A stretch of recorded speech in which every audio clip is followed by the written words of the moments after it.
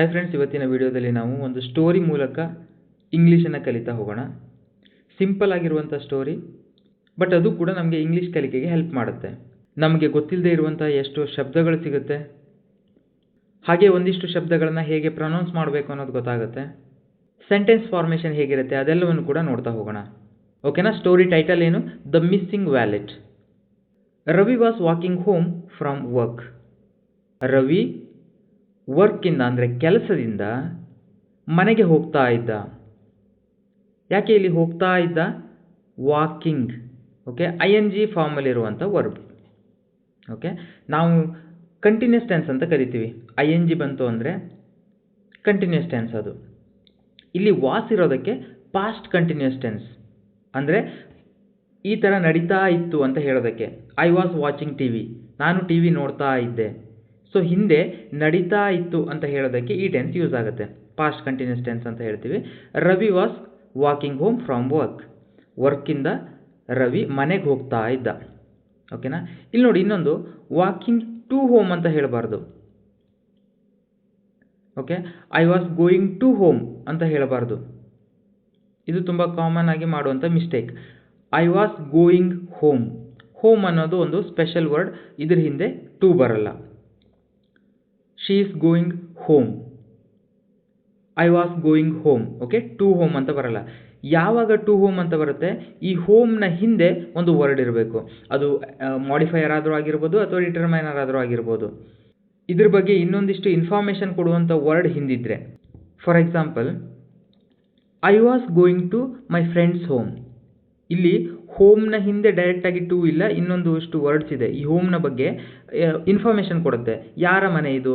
ಮೈ friends home, ನನ್ನ ಫ್ರೆಂಡ್ನ ಮನೆಗೆ ನಾನು ಹೋಗ್ತಾ ಇದ್ದೆ. ಆಗ ಇಲ್ಲಿ ಟು ಬರುತ್ತೆ. ಅರ್ಥ ಆಯ್ತಾ? ಇದರ ಹಿಂದೆ ಮಾಡಿಫೈಯರ್ ಅಥವಾ ಡಿಟರ್ಮೈನರ್ ಇದ್ದರೆ ಮಾತ್ರ ಇಲ್ಲಿ ಟು ಬರುತ್ತೆ. ಇಲ್ಲ ಅಂತಂದರೆ ಟೂನ ಹಾಕಬಾರ್ದು. ಇಲ್ಲೂ ಕೂಡ ಅದೇ ಥರ Ravi was walking home. Walking to home ಅಲ್ಲ, walking home from work. On the way he saw a wallet on the road.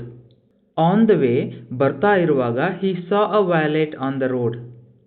Road ಮೇಲೆ ಒಂದು ವ್ಯಾಲೆಟ್ ಬಿದ್ದಿರೋದು ನೋಡ್ತಾನೆ. he saw a wallet, ಒಂದು ವ್ಯಾಲೆಟನ್ನು ನೋಡ್ದ. ಓಕೆ, ಎಲ್ಲಿ? ಆನ್ ದ ರೋಡ್, ರೋಡ್ ಮೇಲೆ. Road ಮೇಲೆ ಒಂದು ವ್ಯಾಲೆಟನ್ನು ನೋಡ್ದ. he saw a wallet on the road. ನೋಡಿ ಇಲ್ಲಿ ಸೆಂಟೆನ್ಸ್ ಸ್ಟ್ರಕ್ಚರ್ ಹೇಗಾಗತ್ತೆ ಅಂತ. ನಾವು ಕನ್ನಡದಲ್ಲಿ ಹೇಗೆ ಹೇಳ್ತೀವಿ? ಅವನು ರೋಡ್ ಮೇಲೆ ಒಂದು ವ್ಯಾಲೆಟನ್ನು ನೋಡ್ದ, ಈ ಥರ ಹೇಳ್ತೀವಿ. ಬಟ್ ಇಂಗ್ಲೀಷಲ್ಲಿ ಅವನು ಒಂದು ವ್ಯಾಲೆಟನ್ನು ನೋಡ್ದ ರೋಡ್ ಮೇಲೆ. ಸೊ ಇಂಗ್ಲೀಷ್ಗೆ ಕನ್ನಡಕ್ಕೆ ಇದೇ difference. He saw a wallet on the road. ಓಕೆನಾ?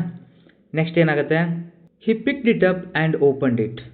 ಇದೆಲ್ಲ ಕೂಡ ಸಿಂಪಲ್ ಪಾಸ್ಟ್ ಟೆನ್ಸಲ್ಲಿ ಇರುವಂಥ ಸೆಂಟೆನ್ಸ್ಗಳು. ಹಿ ಪಿಕ್ಡ್ ಇಟ್ ಅಪ್, ಅದನ್ನು ಎತ್ಕೊಂಡ. ಪಿಕಪ್ ಅಂದರೆ ಎತ್ಕೊಳ್ಳೋದು. ಹಿ ಪಿಕ್ಡ್ ಇಟ್ ಅಪ್, ಅವನು ಅದನ್ನು ಎತ್ಕೊಂಡ. ಓಕೆನಾ? He picked it up and opened it, ಅದನ್ನು ಓಪನ್ ಮಾಡ್ತಾನೆ. There was some money and an ID card inside. ಏನಿತ್ತು ಅದರಲ್ಲಿ? ದೆರ್ ವಾಸ್ ಸಮ್ ಮನಿ. ಇಲ್ಲಿ ನೋಡಿ, ಸಮ್ ಆ್ಯಂಡ್ ಫ್ಯೂ ಇದನ್ನು ಯೂಸ್ ಮಾಡುವಾಗ ಕೆಲವೊಂದಿಷ್ಟು ಜನ ಕನ್ಫ್ಯೂಷನ್ ಮಾಡ್ಕೋತಾರೆ. ಸಮ್ ಅಂದರೂ ಕೂಡ ಸ್ವಲ್ಪ ಅಥವಾ ಕೆಲವು ಅಂತ ಅರ್ಥ, ಫ್ಯೂ ಅಂದ್ರೂ ಕೂಡ.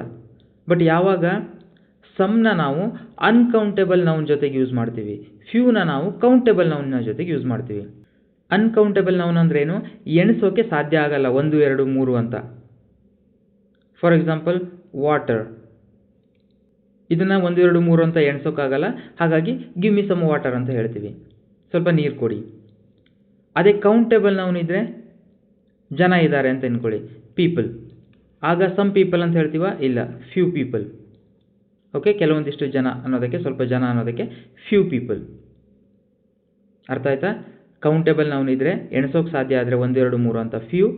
ಅನ್ಕೌಂಟೇಬಲ್ ನೌನ್ ಆದರೆ ಸಮ್. ಇಲ್ಲಿ ಮನಿ ಅನ್ನೋದು ಅನ್ಕೌಂಟೇಬಲ್ ನೌನ್, ಕನ್ಫ್ಯೂಷನ್ ಮಾಡ್ಕೋಬೇಡಿ. ಮನಿನ ನಾವು 1, 2, 3 ಅಂತ ಎಣಿಸೋಕ್ಕಾಗಲ್ಲ, ಅದಕ್ಕೊಂದು ಯೂನಿಟರ್ನ ಕೊಟ್ಟಿರ್ತೀವಿ.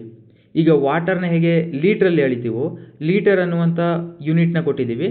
ಅದೇ ಥರ ಮನಿಗೂ ಕೂಡ ಒಂದು ಯೂನಿಟ್ ಇದೆ. ರೂಪಾಯಿ ಅಂತ ಇರ್ಬೋದು, ಪೌಂಡ್ ಅಂತ ಇರ್ಬೋದು, ಡಾಲರ್ ಅಂತ ಇರ್ಬೋದು, ಈ ಥರ ಯೂನಿಟ್ ಇದೆ. ಹಾಗಾಗಿ ಮನಿ ಒಂದು uncountable noun. So some use ಆಗಿದೆ. Some money and an ID card inside. ಒಂದು ID ಕಾರ್ಡ್ ಇತ್ತು. ಎ ID ಕಾರ್ಡ್ ಅಂತ ಯಾಕೆ ಬಂದಿಲ್ಲ, ಆ್ಯನ್ ID ಕಾರ್ಡ್ ಅಂತ ಯಾಕೆ ಬಂದಿದೆ? ಬಿಕಾಸ್ ID ಅನ್ನೋದು ವಾವೆಲ್ ಸೌಂಡಿಂದ ಸ್ಟಾರ್ಟ್ ಆಗಿದೆ. ಗೊತ್ತಿದೆಯಲ್ವಾ ನಿಮಗೆ ಯಾವಾಗ ಆ್ಯನ್ ಯೂಸ್ ಆಗುತ್ತೆ? ವಾವೆಲ್ ಸೌಂಡಿಂದ ಸ್ಟಾರ್ಟ್ ಆಗಬೇಕು ಆ ಶಬ್ದ. AEIOU ಈ ಸೌಂಡಿಂದ ಸ್ಟಾರ್ಟ್ ಆದರೆ ಆಗ ಅದ್ರ ಹಿಂದೆ ಆ್ಯನ್ ಬರುತ್ತೆ. ID ಕಾರ್ಡ್ ಐ ಅನ್ನೋ ಸೌಂಡಿಂದ ಸ್ಟಾರ್ಟ್ ಆಗಿದೆ, ಹಾಗಾಗಿ ಆ್ಯನ್ ID ಕಾರ್ಡ್ ಇನ್ಸೈಡ್. ಏನೇನಿತ್ತು? There was some money and an ID card inside. ಆ ವ್ಯಾಲೆಟ್ ಒಳಗಡೆ ಸ್ವಲ್ಪ ಹಣ ಇತ್ತು, ಹಾಗೆ ಒಂದು ID ಕಾರ್ಡ್ ಇತ್ತು. ನೆಕ್ಸ್ಟ್ ಏನು ಮಾಡ್ತಾನೆ?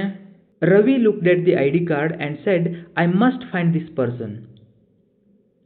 ರವಿ ID ಕಾರ್ಡನ್ನು ನೋಡಿ ಏನು ಹೇಳ್ತಾನೆ? I must find this person. ಈ ವ್ಯಕ್ತಿನ ನಾನು ಹುಡುಕ್ಲೇಬೇಕು, ಆ ವ್ಯಕ್ತಿನ ನಾನು ಹುಡುಕ್ಲೇಬೇಕು. ಮಸ್ಟ್ ಫೈಂಡ್ ದಿಸ್ ಪರ್ಸನ್, ಕಂಡು ಹಿಡಿಲೇಬೇಕು ಆ ವ್ಯಕ್ತಿ ಯಾರು ಅಂತ. ಇಲ್ಲಿ ಅಬ್ಸರ್ವ್ ಮಾಡಿ, ಆ್ಯನ್ ID ಕಾರ್ಡ್ ಅಂತ ಇತ್ತು ಅಲ್ಲಿ, ಇಲ್ಲಿ ಯಾಕೆ ದಿ ID ಕಾರ್ಡ್ ಅಂತ ಇದೆ? THE ಯಾಕೆ ಬಂದಿದೆ? ಈ ID ಕಾರ್ಡ್ ಅನ್ನೋದು ನಮಗೆ ಹೊಸ ವರ್ಡ್ ಅಲ್ಲ, ಆಲ್ರೆಡಿ ಮುಂಚೆ ನೋಡಿದ್ದೀವಿ ನಾವು ಅಲ್ವಾ? ಪ್ರೀವಿಯಸ್ ಸ್ಲೈಡಲ್ಲಿ ನೋಡಿದ್ದೀವಿ ID ಕಾರ್ಡ್ ಅನ್ನೋ ವರ್ಡ್ ಬಂದಿತ್ತು, ಬಟ್ ಆಗ ಅದು ಹೊಸದಾಗಿತ್ತು, ಹಾಗಾಗಿ ಆ್ಯನ್ ID ಕಾರ್ಡ್. ಒಂದ್ಸಲ ಅದ್ರ ಬಗ್ಗೆ ಗೊತ್ತಾಗಿದೆ ಅಂದಮೇಲೆ ನೆಕ್ಸ್ಟ್ ಅದೇ ವರ್ಡ್ ಬಗ್ಗೆ ಹೇಳುವಾಗ ಆ್ಯನ್ ಬರಲ್ಲ, ನಾವು ಹೇಗೆ ಹೇಳ್ತೀವಿ?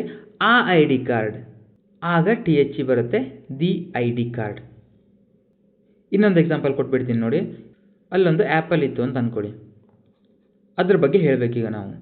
ದೆರ್ ವಾಸ್ ಆ್ಯನ್ ಆ್ಯಪಲ್, ಅಲ್ಲೊಂದು ಆ್ಯಪಲ್ ಇತ್ತು. ಆ ಆ್ಯಪಲ್, ಇದೇ ಆ್ಯಪಲ್ ಬಗ್ಗೆ ಮತ್ತೆ ಹೇಳುವಾಗ the apple. The apple was red in colour. Okay, ಅದು ಕೆಂಪು ಕಲರಲ್ಲಿತ್ತು. ಅರ್ಥ ಆಯ್ತಾ?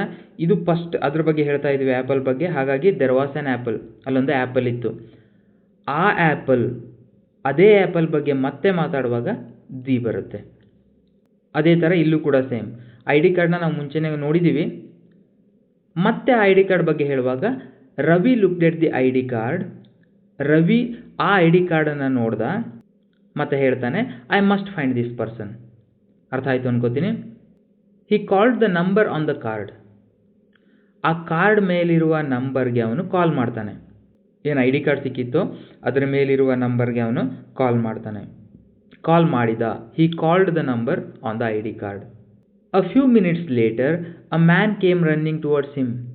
ಕೆಲವು ನಿಮಿಷದ ನಂತರ ಒಬ್ಬ ವ್ಯಕ್ತಿ ಅವನ ಹತ್ರ ಓಡ್ತಾ ಬರ್ತಾನೆ, ಅವನ ಕಡೆಗೆ ಓಡ್ತಾ ಬರ್ತಾನೆ. ಟುವರ್ಡ್ಸ್ ಹಿಮ್, ಅವನ ಕಡೆಗೆ. ಅ ಫ್ಯೂ ಮಿನಿಟ್ಸ್ ಲೇಟರ್, ಸ್ವಲ್ಪ ಸಮಯದ ನಂತರ ಅಥವಾ ಕೆಲವು ನಿಮಿಷಗಳ ನಂತರ. A man came running towards him,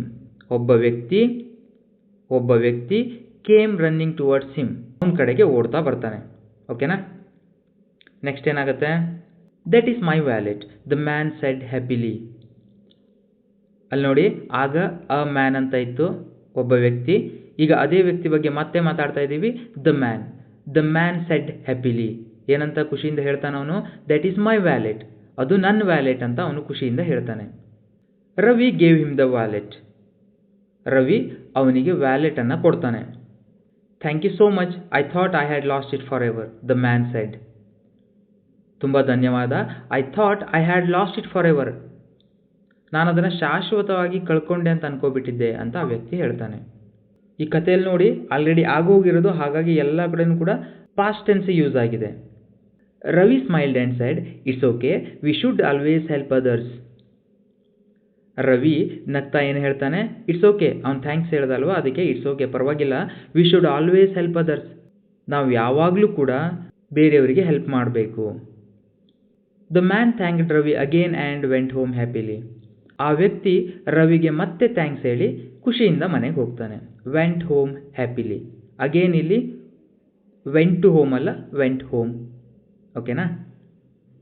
so ಇದು ಸ್ಟೋರಿ. ಇದರಲ್ಲಿರುವ ಪ್ರತಿಯೊಂದು ಸೆಂಟೆನ್ಸನ್ನು ಕೂಡ ಅಬ್ಸರ್ವ್ ಮಾಡಿ, ಇದರಲ್ಲಿ ಏನೇ ಗೊತ್ತಾಗಿಲ್ಲ ಅಂದ್ರೂ ಕೂಡ ಕಮೆಂಟಲ್ಲಿ ತಿಳಿಸಿ. ಓಕೆನಾ? ನಾನಿಲ್ಲಿ ಯಾಕೆ ಚಿತ್ರಣ ಹಾಕಿದ್ದೀನಿ ಅಂದರೆ, ಇವಾಗ ಒಂದು ಸಲ ನಿಮಗೆ ಸ್ಟೋರಿ ಗೊತ್ತಾಯ್ತಲ್ವಾ, ಕನ್ನಡದಲ್ಲಿ ನೀವೀಗ ಸ್ಟೋರಿ ಹೇಳ್ಬೋದು. ರವಿ ಮನೆಗೆ ಹೋಗ್ತಾ ಇರ್ತಾನೆ, ಆ ಟೈಮಲ್ಲಿ ಅವನಿಗೆ ಒಂದು ರೋಡ್ ಮೇಲೆ ವ್ಯಾಲೆಟ್ ಬಿದ್ದಿರೋದು ಗೊತ್ತಾಗುತ್ತೆ. ಅವನು ಅದನ್ನು ಎತ್ಕೊಂಡು ಅದರೊಳಗಡೆ ಏನಿದೆ ಅಂತ ನೋಡ್ತಾನೆ. ಏನೇನಿತ್ತು ಅದರಲ್ಲಿ? ಸ್ವಲ್ಪ ಹಣ ಇತ್ತು ಮತ್ತು ಒಂದು ID ಕಾರ್ಡ್ ಇತ್ತು. ಆ ID ಕಾರ್ಡ್ ಮೇಲಿರೋ ನಂಬರ್ಗೆ ಕಾಲ್ ಮಾಡ್ತಾನೆ ಅವನು. ಕಾಲ್ ಮಾಡಿದ ಕೆಲವೇ ನಿಮಿಷಗಳಲ್ಲಿ ಒಬ್ಬ ವ್ಯಕ್ತಿ ಅವನ ಹತ್ರ ಓಡ್ತಾ ಬರ್ತಾನೆ. ಓಡ್ತಾ ಬಂದು ಏನು ಹೇಳ್ತಾನೆ? ಇದು ನನ್ನ ವ್ಯಾಲೆಟ್ ಅಂತ ಹೇಳ್ತಾನೆ. ಆಗ ರವಿ ಅವನಿಗೆ ಆ ವ್ಯಾಲೆಟನ್ನು ಕೊಡ್ತಾನೆ. ನಂತರ ಆ ವ್ಯಕ್ತಿ ಏನು ಹೇಳ್ತಾನೆ, ತುಂಬ ತುಂಬ ಧನ್ಯವಾದ, ನಾನು ಇದನ್ನು ಶಾಶ್ವತವಾಗಿ ಕಳ್ಕೊಬಿಟ್ಟಿದ್ದೆ ಅಂತ ಅಂದ್ಕೊಂಡಿದ್ದೆ ಅಂತ. ಆಗ ರವಿ ನಗ್ತಾ ಹೇಳ್ತಾನೆ, ಪರವಾಗಿಲ್ಲ, ನಾವು ಯಾವಾಗಲೂ ಕೂಡ ಬೇರೆಯವರಿಗೆ ಹೆಲ್ಪ್ ಮಾಡಬೇಕು ಅಂತ. ಆ ವ್ಯಕ್ತಿ ಮತ್ತೊಂದು ಸಲ ಥ್ಯಾಂಕ್ಸ್ ಹೇಳಿ ಮನೆಗೆ ಖುಷಿಯಿಂದ ಹೋಗ್ತಾನೆ. ಇದು ಸಿಂಪಲ್ ಆಗಿರುವಂಥ ಒಂದು ಸ್ಟೋರಿ. ಇದನ್ನು ನೀವು ಈ ಚಿತ್ರ ನೋಡಿದ್ರೆ ಗೊತ್ತಾಗುತ್ತೆ, ಹೇಳ್ಬೋದು ಅಲ್ವಾ. ನೆಕ್ಸ್ಟ್ ನೀವೇನು ಮಾಡಬೇಕು, ಇದೇ ಸ್ಟೋರಿನ ಇಂಗ್ಲೀಷಲ್ಲಿ ಹೇಳೋದಕ್ಕೆ ಟ್ರೈ ಮಾಡಬೇಕು ಈ ಚಿತ್ರವನ್ನು ನೋಡ್ತಾ. ಇನ್ ಕೇಸ್ ಗೊತ್ತಾಗಿಲ್ವಾ ಮತ್ತೆ ರಿಪೀಟ್ ಮಾಡಿ.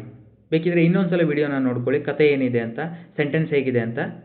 ಪಾಸ್ ಮಾಡಿಬಿಟ್ಟು ಈ ಚಿತ್ರನ ನೋಡ್ತಾ ಮತ್ತೆ ಇಂಗ್ಲೀಷಲ್ಲಿ ಸ್ಟೋರಿ ಹೇಳೋದಕ್ಕೆ ಟ್ರೈ ಮಾಡಿ. ಹೀಗೆ ಪ್ರಾಕ್ಟೀಸ್ ಮಾಡಿದ್ರೆ ಮಾತ್ರ ನಮಗೆ ಇಂಗ್ಲೀಷ್ ಬರೋದು. ಓಕೆನಾ. ಈ ಥರ ವಿಡಿಯೋ ಹೆಲ್ಪ್ ಆಗುತ್ತಾ ಇಲ್ವಾ ಅನ್ನೋದನ್ನು ಕಮೆಂಟಲ್ಲಿ ತಿಳಿಸಿ. ನಿಮ್ಮ ಸಪೋರ್ಟ್ ಚೆನ್ನಾಗಿದ್ದರೆ ನಾನು ಖಂಡಿತವಾಗ್ಲೂ ರೆಗ್ಯುಲರ್ ಆಗಿ ವಿಡಿಯೋ ಮಾಡ್ತಾ ಹೋಗ್ತೀನಿ. Thank you so much.